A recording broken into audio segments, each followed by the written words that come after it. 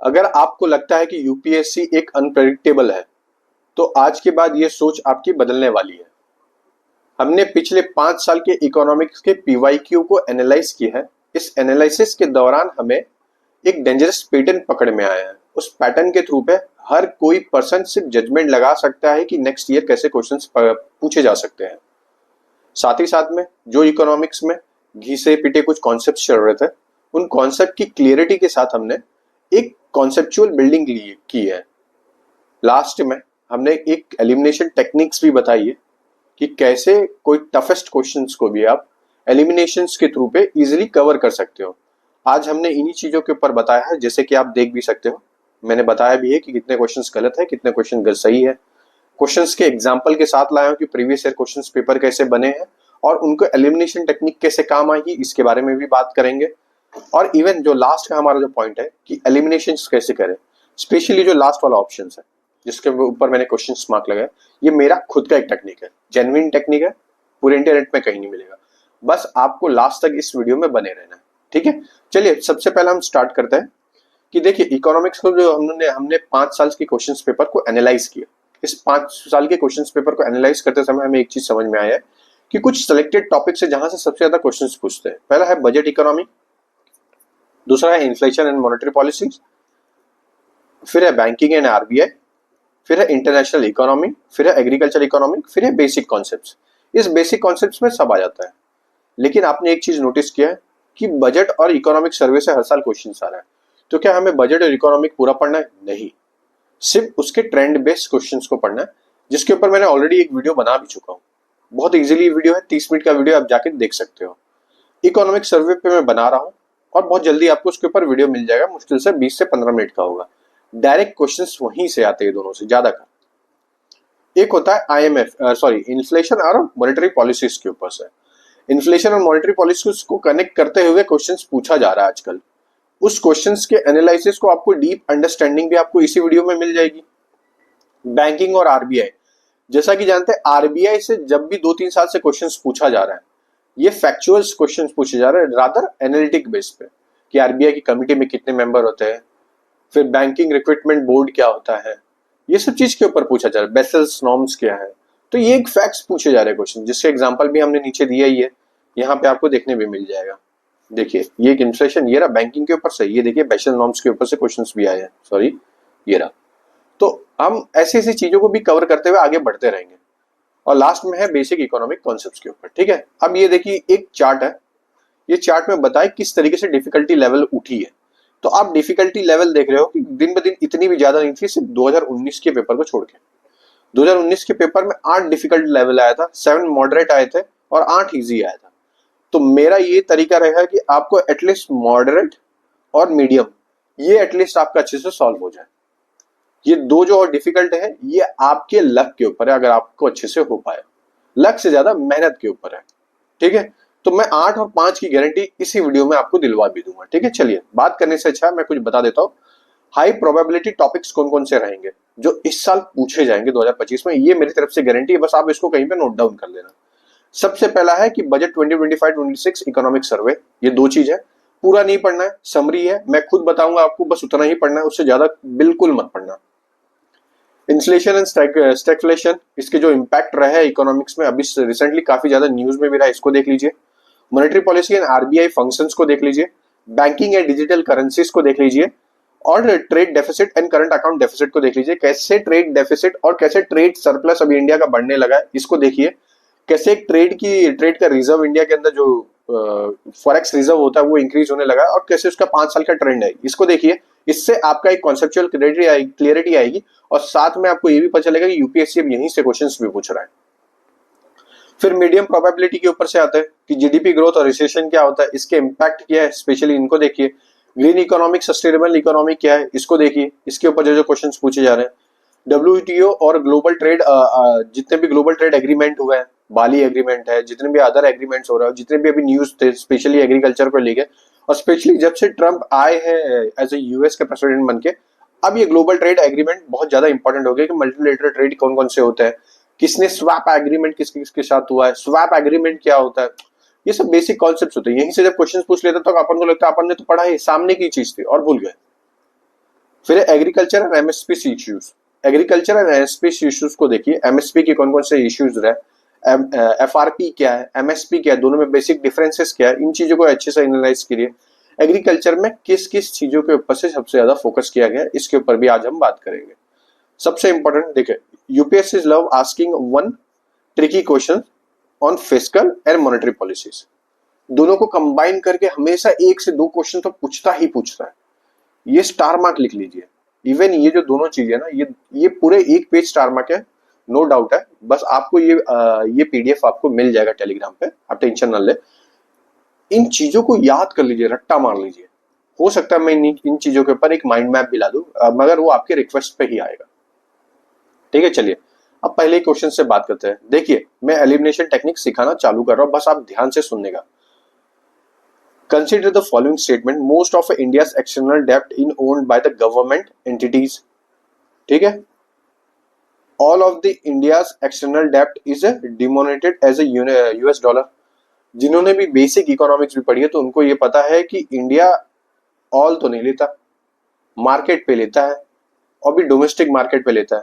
तो ये एक एक्सट्रीम वर्ड आ गया ऑल, और ये कोई बहुत पुराना पेपर भी नहीं है, ये 2019 का ही पेपर है। ठीक है, तो आपने दूसरा कैंसिल कर दिया।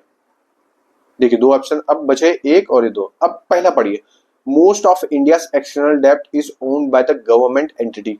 हो ही नहीं सकता, स्टेट गवर्नमेंट भी है, कंपनीज भी है, अदर एंटिटी भी है, वो भी हैंडल करती है। तो मोस्ट यहाँ पे भी आया, तो ये भी कैंसिल। तो आंसर क्या है, नीदर 1 और नॉट 2। हमेशा एक्सट्रीम वर्ड के साथ साथ अपने एनालिटिक पावर को भी जज करते रहे। जैसे कि मैं मोस्ट यहाँ पे बोला तो इसके साथ आगे भी देखे एक्सटर्नल डेब्ट बोला है। एक्सटर्नल डेब्ट जो होता है इंडिया का, सिर्फ गवर्नमेंट एंटिटी नहीं और भी अदर एंटिटी भी होल्ड करती है।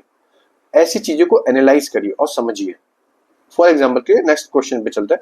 ये क्वेश्चंस का आंसर आप बताना स्पेशली। ठीक है, एक क्वेश्चंस मैं बताऊंगा, एक क्वेश्चंस आपको ही अच्छे से एनालाइज करना है। देखिए इस क्वेश्चन में मैं सेम चीज पैटर्न आपके सामने रिपीट करता हूं।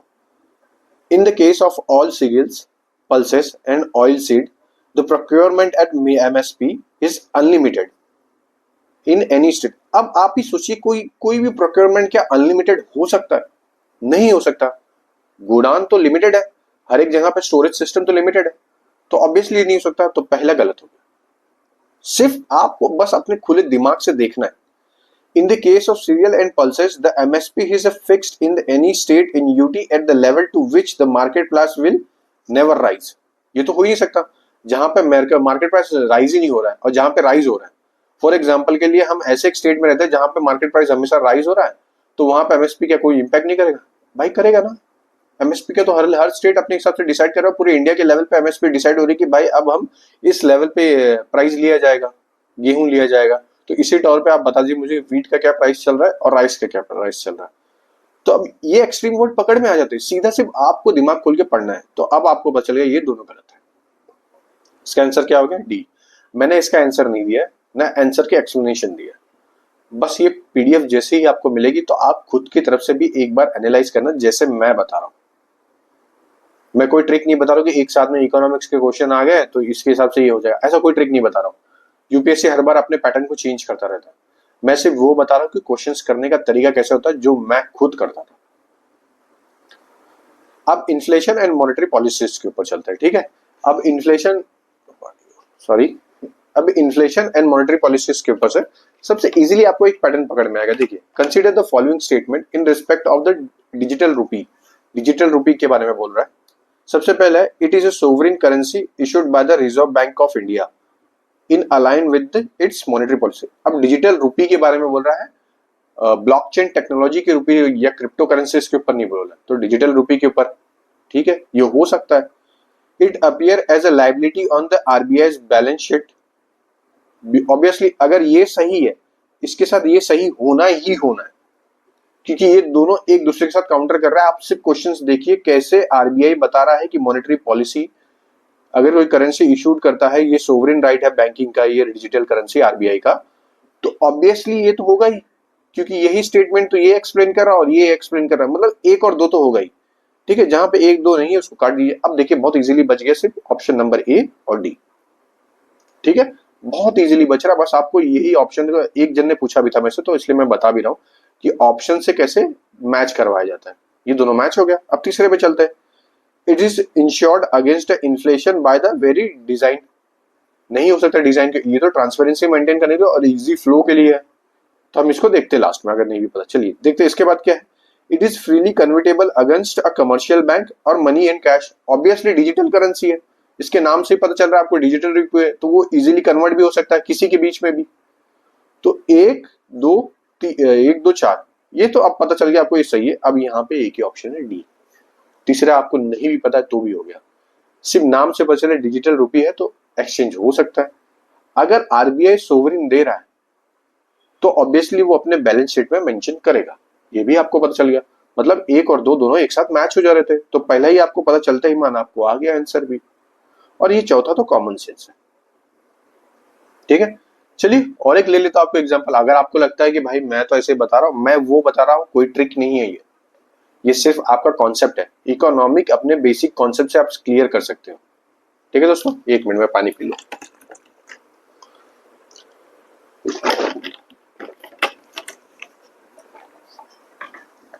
चलिए देखिए, अब ये वाला क्वेश्चन देख लिया। When the Reserve Bank of India reduced the statutory liquidity ratio by 50% basis points, which one of the following is likely to happen? ठीक है, अगर 50% अपना बेसिस पॉइंट कम किया है एसएलआर, तो क्या होगा? मैंने इसको ऑलरेडी अपने इकोनॉमिक के पीडी 365 के लेक्चर में बहुत डिटेल में बताया। एसएलआर सीआर जब कम होता है तो क्या इंपैक्ट करता है। India GDP growth rate is increase drastically. अब आप ही देखिए और अपने आप से खुश हो जाइए, क्या ये कम करने पे इतना ड्रास्टिकली इंक्रीज हो जाएगा? नहीं, तो पहला ही गलत है। आप सोचिए कि मैं कैसे आपको ट्रिक बता रहा हूं। Foreign institutional investor may bring from more capital into our country, क्यों लाएंगे? सिर्फ 0.5% कम होने की वजह से? नहीं ना, बस। शेड्यूल कमर्शियल बैंक में कट देयर लैंडिंग रेट, ठीक है, इसको देखते हैं। इट में ड्रास्टिकली, देखिए ड्रास्टिकली, ऑब्वियसली ये कट गया, ये कट गया, ये कट गया, बचा क्या? सी। सी का आंसर। आपको यही क्वेश्चंस फिर जाके अटेम्प्ट करना है, आपको खुद ही आ जाएगा, मैं कुछ अलग से नहीं बता रहा हूं। अब देखिए बैंकिंग और आरबीआई के ऊपर के चल रहा है, ठीक है। अब इसमें क्या बताया, और ये क्वेश्चंस आपको खुद करना है, ठीक है। मैं इसके एक पैटर्न बता दे रहा हूं, अब देखना आप इसको खुद कर भी लोगे। क्या है? The government of reserve bank of India is appointed by the central bank of government, ठीक है।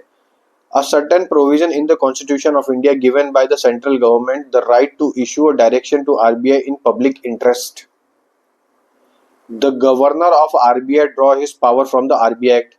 अब आपको कुछ नहीं पता तो इतना तो पता है कि तीसरा तो सही है, तो एक तो गलत हो गया, ठीक है ना। अब आपको दूसरा देखना है कि कौन कौन से स्टेटमेंट आपको सही जा रहे हैं, ठीक है। अब आप ये पता लगे दूसरा क्या बताया, certain provision in the constitution of India given the central government the right to issue directions to RBI public interest. नहीं दे सकती, आरबीआई का खुद का एक एक्ट है, तो ये एक दूसरे को काउंटर करना है, तो या तो 2 होगा या तो 3 होगा। तो अब आपको पता चल गया कि कम से कम 3 तो सही है, तो 2 और 3 एक साथ तो नहीं हो सकते, तो जहां जहां पे 2 3 एक साथ है उसको हटा दो। आगे सी 1 and 3। पहला स्टेटमेंट ऑलरेडी ये एक सही स्टेटमेंट है, the governor of the RBI is appointed by the central government, obviously. तो पहला और तीसरा आपको बहुत श्योर था, तो ये दोनों कट गए थे, बस ये दोनों पे आपको कंफ्यूजन था, और इसके थ्रू पे आपको ये पता चल गया कि दूसरा नहीं होगा। यही सेम क्वेश्चन रिपीट हुआ है 2024 में, थोड़ा सा मोल्ड करके। इसका आप आंसर मुझे कमेंट करके जरूर बताना, ठीक है। चलिए आगे बढ़ते हैं।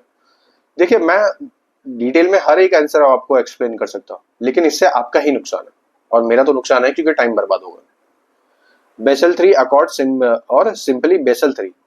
अब बेसल 3 जिनको नहीं पता है, मैंने कमेंट में ऑलरेडी हमारे पीडी 365 के ऑलरेडी वीडियो में अच्छे से एक्सप्लेन कर दिया कि बेसल 3 नॉर्म्स क्या होते हैं, इससे बैंक को क्या बेनिफिट पहुंचता है। बस आप जाके उसको पढ़ लीजिए और उसके बाद आइए इस क्वेश्चन को सॉल्व करिए।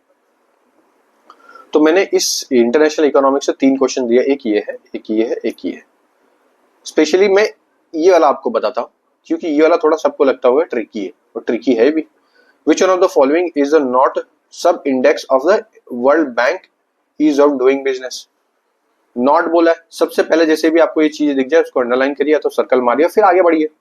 अब नॉट बोला, देखिए पेइंग टैक्स हो सकता है, रजिस्ट्रेशन प्रॉपर्टी हो सकता है, डीलिंग विथ कंस्ट्रक्शन परमिट्स हो सकता है, मेंटेनिंग लॉ एंड ऑर्डर कब से ईज ऑफ डूइंग बिजनेस का पार्ट हो गया? तो ये तो ऑब्वियसली गलत है। तो क्या हो जाएगा? ए इसका आंसर है। अब आपको ये क्यों लग रहा है कि यही होगा? लॉ एंड ऑर्डर तो मेंटेन करना पड़ता है, ये ईज ऑफ डूइंग बिजनेस का नहीं है, ये गवर्नेंस का पोर्शन है। बाकी सब किसके पोर्शन है? इकोनॉमिक से रिलेटेड है। आपके सामने है पेइंग टैक्सेस, इकोनॉमिक है। रजिस्ट्रेशन प्रॉपर्टी एक इकोनॉमिक पर्सपेक्टिव है। डीलिंग विद कंस्ट्रक्शन परमिट एक इकोनॉमिक पर्सपेक्टिव है। अब ये आपको तीन दिख गया इकोनॉमिक्स के पर्सपेक्टिव से, लेकिन सिर्फ ये एक ऑप्शन है जो किससे बात कर रहा है? आपकी गवर्नेंस पर्सपेक्टिव से। आपको ये दिखते मान ही आपको प्रॉब्लम सॉल्व होगी। इस तरीके से भी एलिमिनेट किया जा सकता है। सेम चीज है यहाँ पे, आप देखिए ये कॉन्सेप्चुअल नहीं है, फैक्चुअल बेसिस है, मगर तब भी आप एक तरीके से इसको निकाल सकते हो। अगर आपको ये पता है कि आईएमएफ क्या करता है, यूएनईपी क्या करता है, वर्ल्ड बैंक क्या करता है, एशियन डेवलपमेंट बैंक का क्या एक बेसिक रोल है, भले ही आपको इसके बारे में ये नहीं पता कि रैपिड फाइनेंशियल इंस्ट्रूमेंट क्या होता है, रैपिड क्रेडिट फैसिलिटी क्या होती है, ऑटोमेटिकली आपको आ जाएगा कि क्रेडिट फैसिलिटी कौन देता है। इसका क्लासिक एग्जांपल है श्रीलंका। श्रीलंका को कौन क्रेडिट फैसिलिटी, कौन सी एक इंस्टीट्यूशन दे रही थी? अगर आपको ये पता है तो हो जाएगा। इसलिए मैं बोलता हूँ करंट अफेयर्स स्टैटिक हमेशा एक दूसरे के साथ कंसाइजली चलते हैं। अगर आपने वही मिस कर दिया है तो फिर आप बहुत बड़ी एक गलती से जूझोगे। इस एग्रीकल्चर के क्वेश्चंस को आप करिए, सेम चीज है, आप बस जो मैंने अभी तक आपको ऊपर पैटर्न बताया उस पैटर्न को एनालाइज करिए और इसको देखिए। मैं इसके आंसर्स आपको कमेंट करके बता भी दूंगा अगर आपको चाहिए होगा तो। और ये इसका पीडीएफ आपको जैसे ही मिलेगा उस पीडीएफ में ऑलरेडी इसके आंसर मार्क होंगे और हमारे टेलीग्राम चैनल पे आपको इजीली मिल भी जाएगा। ठीक है, चलिए अब देखिए बेसिक इकोनॉमिक कॉन्सेप्ट बड़े इजी होते हैं। मैंने अभी तक जितना बताया आपको पैटर्न, बस यहाँ पे आके अप्लाई करना है। आपको ये मैजिक खुद फील होगा जब आप इन तीनों को अटेम्प्ट करोगे और फिर आपको खुद ही पता चल जाएगा। ठीक है, लास्ट में एलिमिनेशन हैक के बारे में बात कर लेते हैं, ये सबसे इंपॉर्टेंट है। एलिमिनेशन हैक मैंने पहले बताया, एक्सट्रीम वर्ड जो होंगे उसको कैंसिल करिए, हटाइए, जैसा कि मैंने अभी आपको दिखाया था पहले ही क्वेश्चंस में ये कि मोस्ट प्रेडिक्टेबल है। और सॉरी, मैं और अच्छे से आपको दिखा देता हूँ। यहीं पे हमने बात किया था और यहाँ पे भी हमने बात किया था। देखिए यहाँ पे तो सीधे सीधे पकड़ में आ रहा है, ड्रास्टिकली। फिर यहाँ पे ऊपर से फॉरेन इन्वेस्टर में भी ब्रिंग द कैपिटल आउट, अब ये तुरंत लेके आ जाएंगे, ये देख लीजिए। फिर यहाँ पे भी आ रहा है ड्रास्टिकली में इंक्रीज हो जाएगा, तो मैंने अभी आपको ये दिखा भी दिया था। ठीक है, सेकंड है कॉन्सेप्ट बेस्ड गेसिंग, बहुत इजीली ट्रिक बताया था आपको और बड़ा अच्छा ट्रिक भी है। मेरे को नहीं पता किसी ने बताया है कि नहीं बताया, लेकिन ये ट्रिक हमेशा आपको काम आएगा एक आरबीआई के नाम पे। देखिए मैंने अभी आपको बता दिया कि डिजिटल रुपी है, नहीं पता आपको डिजिटल रुपी क्या है, मगर आपको ये पता है कि एक और दो एक साथ है क्योंकि दोनों के बीच का कॉन्सेप्ट सेम है। तो एक और दो जहां जहां पे होगा वो सही हो सकता है। ये अब बचा है चौथा, ये आपके सिर्फ इतना दिमाग लगाना कि कोई चीज डिजिटल है तो एक दूसरे के साथ ट्रांसफर हो सकता है, तो डिजिटल रुपी कन्वर्टिबिलिटी हो गया। बहुत इजीली था और कॉन्सेप्ट बेस पे ही आया आपके। इस कॉन्सेप्ट को भी मैंने अच्छे से समझाया। पीवाईक्यू पैटर्न्स को अभी मैंने बताया कि कैसे यही क्वेश्चंस इससे रिलेटेड है, यही क्वेश्चंस इससे रिलेटेड है, बस आपको सॉल्व करना है, जाके खुद में खुद पता चल जाएगा।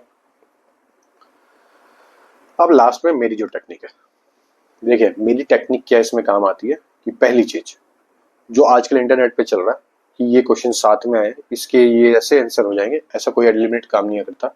एक्सट्रीम वर्ड है, हो सकता है यूपीएससी एक्सट्रीम वर्ड से ही आंसर बना दे। मैं सिर्फ ये बोलूंगा कॉन्सेप्ट को अप्लाई करना। हमेशा यूपीएससी प्रेडिक्शंस के ऊपर क्वेश्चन पूछता है, अगर मैंने ये चीज कर दी तो हो सकता है economic GDP growth drastically increase हो जाए। नहीं, हो सकता है और नहीं भी हो सकता है, सिर्फ हो ही सकता नहीं है। फॉर एग्जाम्पल कि आज मैंने इकोनॉमिक ग्रोथ 4% हो रही है तो हो सकता है कि अगले साल 5% हो, ये नहीं कि 12% हो जाएगी। ठीक है, इस तरीके से एक चीज को ध्यान रखना। दूसरी चीज है हमेशा ऑप्शंस को मैच करवाए। अगर क्वेश्चंस नहीं समझ में आ रहा है तो आपके सामने 4 ऑप्शन 3 ऑप्शन है, उसको मैच करवाए एक दूसरे के साथ, जैसे कि मैंने अभी आरबीआई के साथ आपको दिखा भी दिया। अच्छे से देखिए, समझिए। तीसरा जो सबसे इंपॉर्टेंट होता है, जितना दिमाग शांत रहेगा उतना अच्छा है। इकोनॉमिक में सबसे अच्छा कॉन्सेप्ट मुझे ये समझ में आता है कि हमेशा इजी कॉन्सेप्ट को सबसे पहले सॉल्व करिए। हमेशा बेसिक जो क्वेश्चंस आते हैं, बेसिक इकोनॉमिक के कॉन्सेप्चुअल क्वेश्चंस, उसको सबसे पहला उठाइए, सिर्फ वो इजीली हैंडल हो जाएंगे। आप उसमें ज्यादा दिमाग लगाना भी नहीं पड़ेगा आपको। फॉर एग्जाम्पल के लिए जैसे यही है, इसमें farmer plough working capital, computer fixed capital, yen used for weaver fixed capital और पेट्रोल वर्किंग कैपिटल। अब आपको इस चीज में बस दिमाग लगाना है कि वर्किंग कैपिटल क्या होता है और फिक्स्ड कैपिटल क्या होता है, आपका आंसर आ जाएगा। मैं इसलिए बोल रहा हूँ ये 4 चीजों के ऊपर बहुत अच्छे से ध्यान देना, इसके ऊपर काम करिए दिन ब दिन। अगर आपको तब भी कोई डाउट हो तो कमेंट करना, मैं जरूर इसका सोल्यूशन भी आपको बताऊंगा। लेकिन ये जो लास्ट में क्वेश्चन मार्क्स वाली टेक्निक थी, ये सबसे ज्यादा इंपॉर्टेंट थी, इसलिए मैंने अपने एक व्यू पॉइंट से समझाया और एक एक क्वेश्चन के साथ मैंने आपको अच्छे समझाया, और कोई बाहर के क्वेश्चन नहीं है पीवाईक्यू। बस हमारा टेलीग्राम का चैनल फॉलो करना। इसके बाद ही ठीक मैं एक प्रेडिक्टेबल क्वेश्चन डालूंगा, उसको आप जाके अटेम्प्ट करना, तो मुझे एटलीस्ट ये पता चल जाएगा कौन कौन उसको अटेम्प्ट कर पाए। ठीक है दोस्तों, चलिए जय हिंद दोस्तों।